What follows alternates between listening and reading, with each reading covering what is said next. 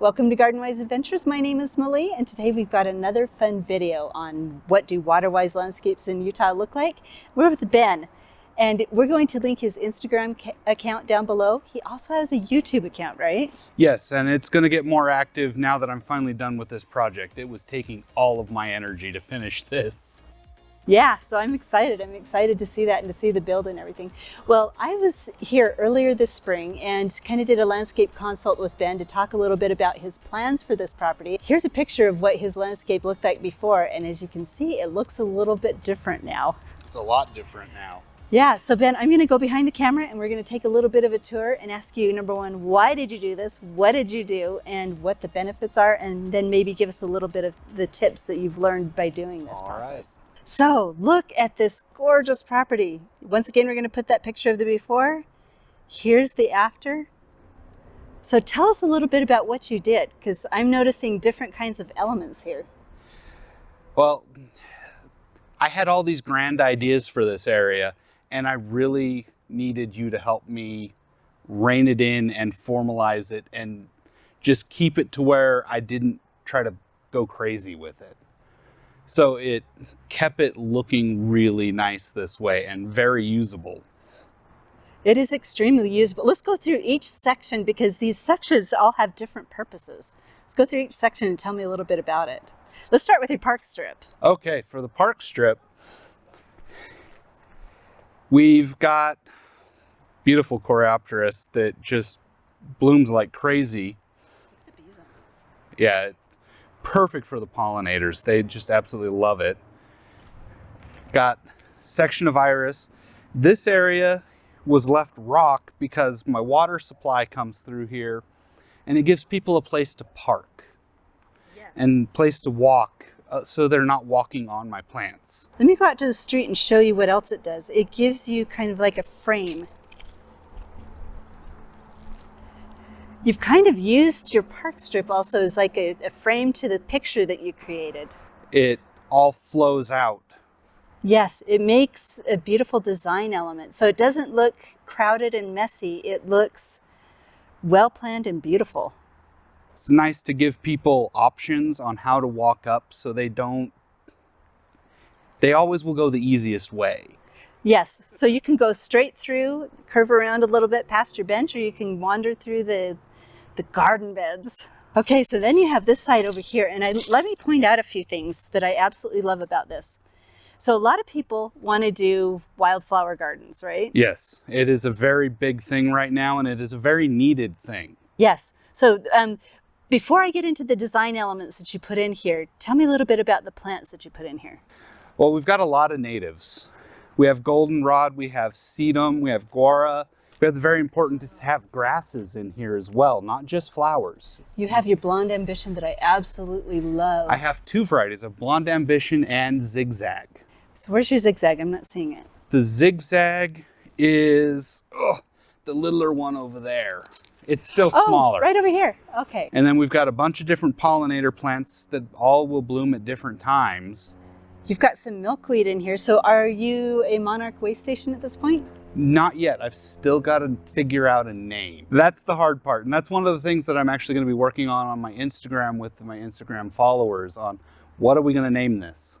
Okay, so really quickly run through the requirements. So the requirements, they want you to have native nectar sources, also annual nectar sources, because the annual flowers are a great benefit as well. 3 different types of milkweed or 10 total stems to start. So it's either or. Either or, a large quantity of one kind or multiples of the other. And I have 3 varieties on the property of milkweed. I have the butterfly weed, I have the narrow leaf, and in the far bed I have the antelope horns.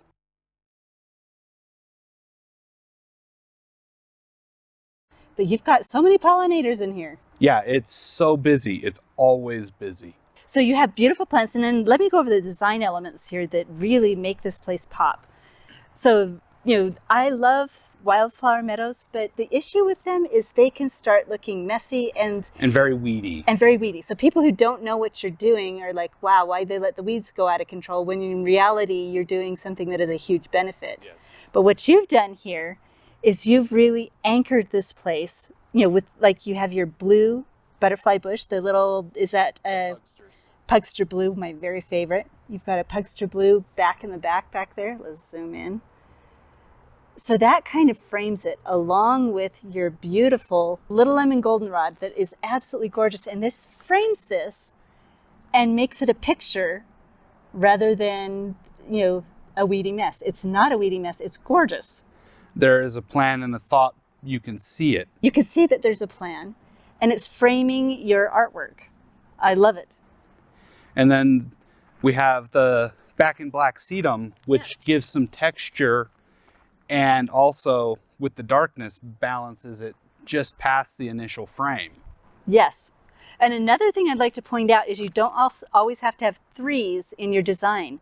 Like you have your, maybe you have a third Back in Black sedum, but the two right there, yeah, it's hidden back there. So you do have the threes there, but you've got the threes not next to each other, but they draw your eye through the garden rather than stopping. And then you've got your two sedums here, and then you've got, I think it's like 4 on each side of your goldenrod. Yeah. And it's perfect. Certain rules you can break. Certain rules you can break, and you broke them in the right ways. Yes, and that's the thing, is you've got to break the rules in the right way, but you also have to have the rules to where it's establishing and holding things together. It's exactly it. It's holding it all together and framing what you've done in the center, and I absolutely love it. Now you also, as I was driving past, added a garden sculpture. Let's go look at that. Look at this guy. This is my most talked about plant. He's gorgeous. And it's been blooming, I think it started off blooming initially in, I think it was June, and it's been going since. Okay, do you remember the name of it? Verbascum bobsiciform, Okay. or giant silver mullein. Giant silver mullein. I thought it was a mullein. Okay. And then look at these leaves. So tell me a little bit more about this. Is this something that's going to come back year after year? No, this is a biennial, so it will be done after this year. And it has beautiful soft leaves like the lamb's ear. And then it puts out these really interesting flowers. And it's just been flowering with these beautiful yellow flowers. The pollinators have been loving it. And this looks soft, but it's a little on the spiky side. Yeah, if you stick your fingers in between, it's soft, But there's little spiky points. There's little spiky points. I love it. Let's go through your entrance here and show them how it's just, you've totally changed the look. From the street, it's a different look than through here. Yes. So this looks like an entrance. It looks, pretty formalized. You've got your hydrangeas that are absolutely gorgeous. What variety are these? These are the paniculadas. I've got a couple different varieties, and these are smaller, and then those ones get taller. So we'll stay low right in this area and then get a little taller that way. Yeah, I love it. And then you've got your pots framing the entrance here. Yep. And anytime with pots, I love having bright colors. Yeah. If you're going to do annual flowers, I want them to pop. Look at this. So what I absolutely love is, now, do you know the variety on this? Because this burnt orange is just killing me. I love it. And then it goes down to a more yellow, but it's still orangey. Look at this one. These came from a friend, and they initially were Baker Creek seeds. Oh. And then she just collected seeds and then gave them to me. But she had multiple varieties, so I don't know how. Yeah, so I don't know how true they've stayed. But whatever they did beautifully. Yeah, no, they're spectacular. Yeah, they're spectacular. And then I've got the Zowie zinnias. Yeah, those are gorgeous. Look at that. Look at the color on them. And I love how zinnias, even as they age, it just changes the character of it. I haven't deadheaded it. Yeah, I don't ever feel the need to deadhead my zinnias because it adds texture and color. Yeah, it adds texture and color. Like same thing with the coneflower. They're done for the most part, but I'll leave them up until the season's over. Yeah. Otherwise, they start to spread. So let's walk through it and then see what you've done over here. You've done something a little unconventional that I'm all for. What'd you put in the center here? Right here? The whole center. Oh, the This whole is not center. front yard material normally.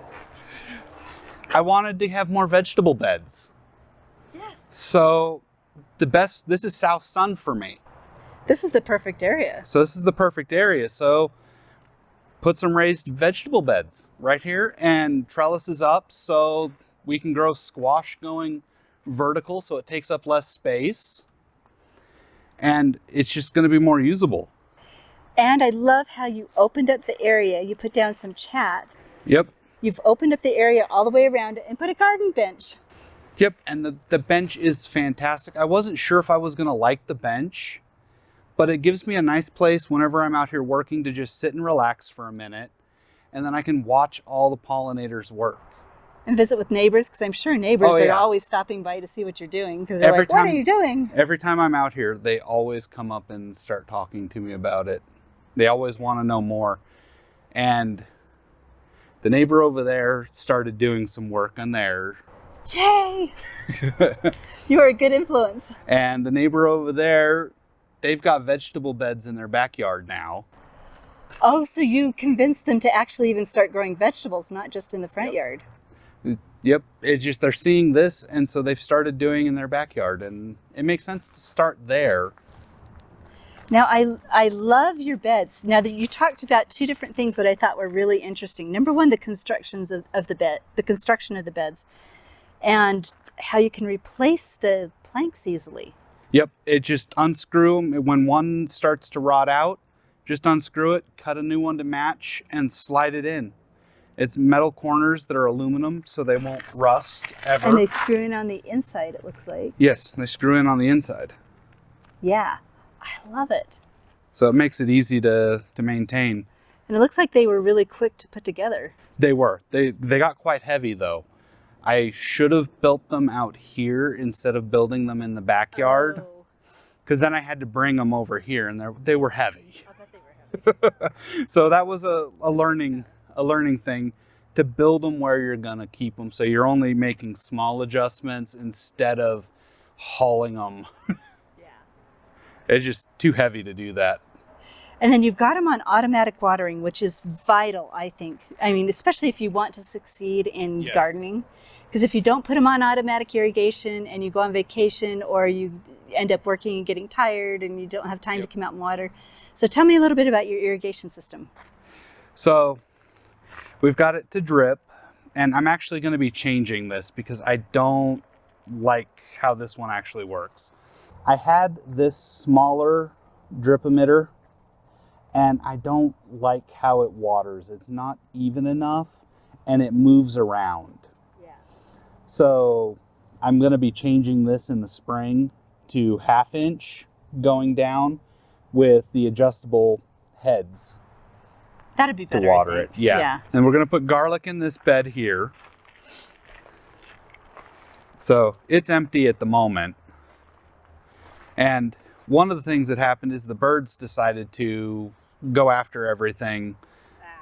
So I'm going to have to build covers in the spring for them, but that'll be dual purpose, because then I can put frost cloth over and start seeds earlier in the ground and get early vegetables going. Do shade cloth. Oh yeah, and the And if shade you get cloth really too. adventurous, you could do greenhouse plastic and grow over the winter. You might eventually convince me to do that. Sometimes I like a break though. Sometimes you like a break. Oh, darn it. We have the expansion of the iris garden. Okay, just so people know, if you go on his Instagram account, he's kind of an addict when it comes to iris. Little bit. I have, I think I've over 40 varieties now.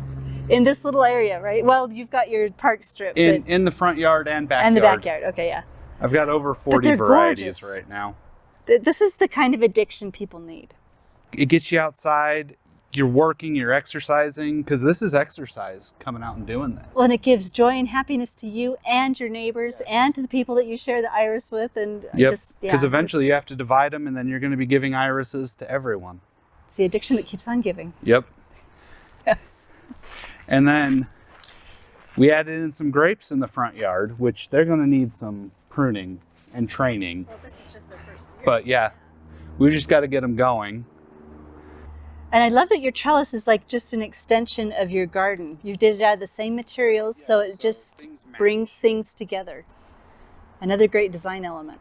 I love it. It's nice to keep things similar. Yes.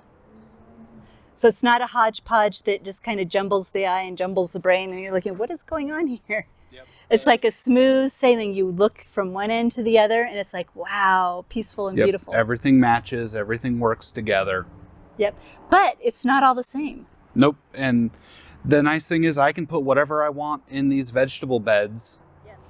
And I've got some obelisks that I'm gonna put in and grow peas up. Oh, I love And beans, and just whenever you make the transition to the different seasons, because I'm gonna grow black-eyed peas for the first time next year. Oh, that's going to be fun. And I'm gonna use the obelisk to grow them up, and we'll see how it goes. So you've opened your life up to, like, I mean, you're a gardener anyway, and you're always out in your yard. Well, tell me a little bit more about that. So since you've done this, because a lot of people will look at this and say, oh my word, you've just created yourself a ton of work. What are your thoughts on it? The nice thing is going with mostly the native plants in the pollinator habitat, I don't have to do much for them. Yeah. They will take care of themselves. I will do early spring cleanup of the bed, and then for the most part leave them alone. When you put them tight enough that I'll bet the weeding is there, but not like it. It's only the bindweed. That's the only thing, and that's, it's going down 1,000,000 feet into the ground, and That's just a part of gardening. yeah. So that's the only weed that I really have a problem with anymore. I love that. And then here, this isn't a lot of weeding, and it's convenient because it's a raised bed, so I'm not getting all the way down onto the ground. I'm just right here pulling up anything that needs to be pulled up. Yeah. So it's much easier to take care of this way. And with planning on growing squash up the trellises here, it'll be easy to look for squash bugs. It'll be easy to do all the care that I need to do with it and not have to be working so hard. So there's a lot of plans to make this as easy as possible on myself. And you've done that. Do you find yourself spending more time or less time in the yard? More time sitting on the bench. And is it more enjoyable time or less enjoyable time? It's more enjoyable time. And my neighbors enjoy this, and they will stop and they walk through and look at it, and they enjoy it as well. Let's look at the other side here, because this side is like going into a different, I mean, it feels like you've increased the size of your yard because every area, even though it ties together, it's got a different purpose and a different look. Yes, everything has its different areas, but there's elements that tie them all together as it comes across. Yeah, so it's not a jumble. It's like you go through and then all of a sudden you step into another world, but it's all tied together from the distance. So what is this? You call this your iris garden. This is my iris garden here, and we've got the hydrangeas that match the hydrangeas on the other side. So the elements tie together. And then we have in the bed behind you, we have the guara, which ties to the guara in the pollinator habitat. Yes, it just leads you right along. I love your agastache. That is so beautiful. Oh, it's fantastic. The hummingbirds love it. I'll bet they do. And Grandma really enjoys it because that's her sitting room. And so she gets to watch the hummingbirds all day long. Well, and then you've got the blue of your purple pillar Rose of Sharon. That matches the purple of the butterfly bush on the other side. So you don't have to do the matching thing, you don't have to do the same plant. No, you don't have to do the same plant. You just bring colors that are similar. Yes, and it draws your eye straight through. Because your eye will go to the same. Yes. And it tends to go to the lightest area first, which will be these flowers. And then you start to branch out from there and look at the others. So great design. This is beautiful. You've done such a fantastic job. Thank you. Now, when I came earlier in the spring, I kind of want to talk a little bit about the consult process. Yes. You were a little different than a lot of people, but not that much different. everybody has the ideas in their mind. And with the consult, did I come in here and tell you how did that? No, you didn't tell me how to do it. You helped edit me and make it to where everything was balanced and flowed and kept me from trying to do too much. Yeah. Because I had lots of grand ideas, but they didn't all work in the space. And I am a little different than most. Because you already are a horticulturist gardener. Yes. You have all that experience behind you. Yes, I have all that behind me, but it really does help to have the designer come in and edit your thought process. Because I had wanted to put more raised beds than were feasible in this area. I wanted to put more grapes than were feasible in this area. And you helped me pick plants to bring into the pollinator habitat, like the butterfly bush, bring those over, bring the guara over, so we have balancing. Yeah. And the different, so it all flowed together. And then look what you've accomplished. It is gorgeous. Yep, and it's one season to take out the grass. Well, and I'm so grateful because you have let me do my very, very favorite thing, and that's come back and see what you've done with it. Yes, and it's fantastic, and I appreciate the help. Yeah, I loved it. Now, how long ago did you install this? I started working, because the lawn initially was here. Yes. That way. To the irises on the other side. Yeah, you had a smaller bed over there and then just a lawn. And I started this in April with putting down cardboard this April. With putting down the cardboard and smothering the grass in the areas where I was going to grow. So here with the grapes and over in the pollinator habitat. And then I just built over the grass with the chat. Put down the landscape fabric, put the chat on top, and just smothered the grass that way. That's insane. One other thing I want to talk about, though, is, okay, this boggles my mind. So April, it was grass. Yes, this was grass. And now this is September, mid-September, not even the end of September. And this looks like it's had 3 years of growth on it. So what did you do with the ground? I put cardboard on top of the grass, and then I put really good garden soil mix on top and let that sit. And then as soon as we got past frost problems in early June, I planted out all the plants and then just let them do their thing. So these were just planted in June. So you didn't do like a bunch of like all the bokashi and all the heavy fertilizer and electroculture and all that. No, you didn't need to do any of that. I just let the plants do their thing. I think people don't understand that. I mean, there are definitely people who are going to have poor soil, but you definitely didn't have that issue. No, and I think a really helpful thing because in the bed over there, I dug the sod out. Okay. Yeah. And that took longer to get established than this, with me building on top of the grass. And that's the way I've always done it too. And it seems counterintuitive because you think you're going to get a ton of grass to grow through it. Have you had that issue? Not a ton of grass. It's just the bindweed, but that's a fight that's going to be years in the making. And that's been because I've built my entire front yard doing it that way. I do not remove the grass. Last year when I replaced my front yard, I just quit watering the grass and let it die, and then just put everything over the top of it and planted straight into it. Yep, and it's the grass, whenever I went to go dig into this, because I covered it in April, whenever I went to dig into it in June, the grass was dead. Yeah. So I think it just adds fertilizer and organic material. And you're not losing that biomass underneath. No, you're not. And then the good topsoil that's under the grass is right where the roots are. Yep, and you've got all the good soil, flora and fauna in there that doesn't go away.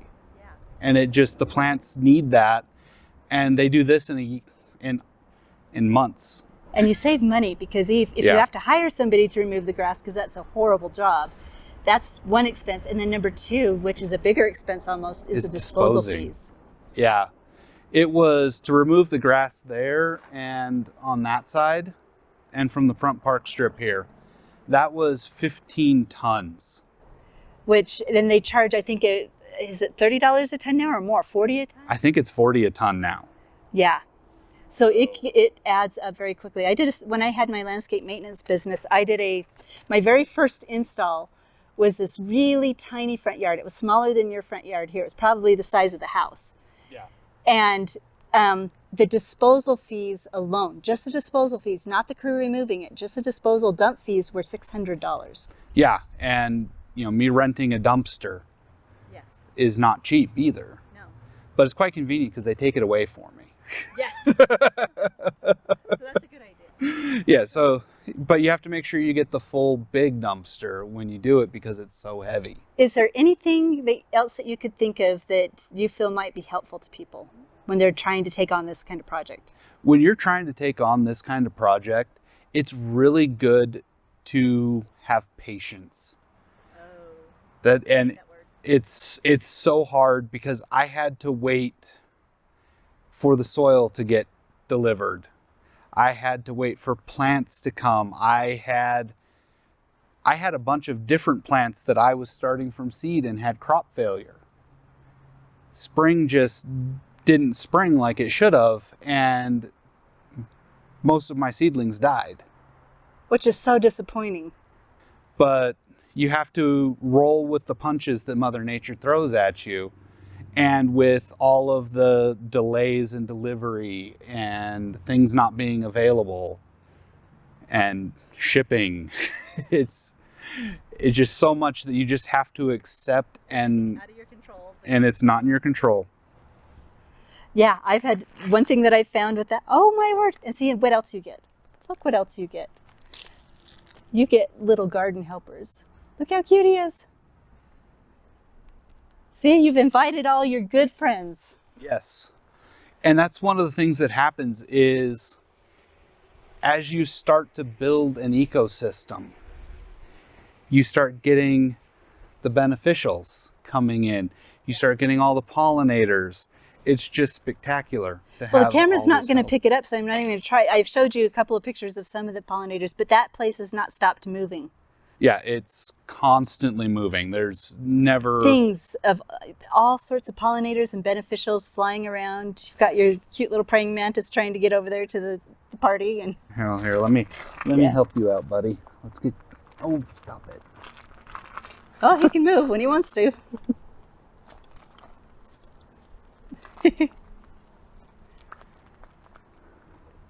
There, see? He's just trying to help. There. That's the beneficial place to be. Okay, well, thank you very much. I was just saying a little bit off camera that the pictures that he's been posting on Instagram really do not do this justice. It is one of the most gorgeous front yards. Thank you. It's useful, it's peaceful, it's inviting to everybody. Yep. It's fantastic. Yeah. I'm so happy with it. Well, thank you so much for letting me come back and see it. And know that you can do this yourself. It's not, I mean, it's a lot of work, and it can be frustrating, but the benefits and the rewards. And once you get done, if you plan it out right, it's not a ton of work. Yes, this place is going to basically be as much work as he wants it to be. Yep. I'm not going to Or as little work as he wants it to be. Well, hopefully this video has been helpful to you guys, and I hope you go have a wonderful garden adventure. Have a good one.